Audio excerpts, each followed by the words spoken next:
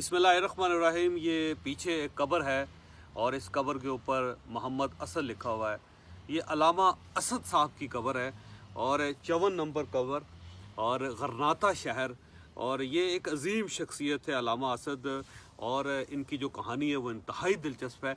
ये पाकिस्तान के पहले शहरी थे, यानी ये पहले पाकिस्तान के शहरी थे जिन्होंने अपनी नेशनलिटी कन्वर्ट करके पाकिस्तानी बने, और ये वो शख्सियत भी थे जिनको पाकिस्तान का पहला पासपोर्ट दिया गया था।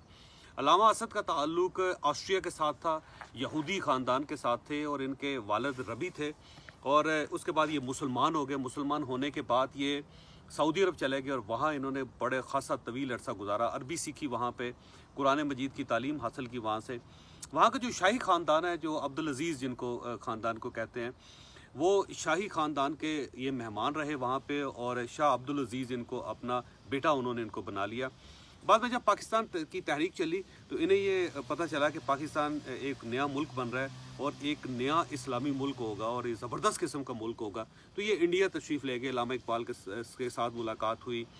फिर उसके बाद इन्होंने वहाँ से अखबार निकाल लिया और फिर ये बड़ा तवील अरसा वहाँ इंडिया में रहे। फिर पाकिस्तान बना, कायदे मोहम्मद अली जिन्नाह के साथ इनके बड़े करीबी ताल्लुकात थे।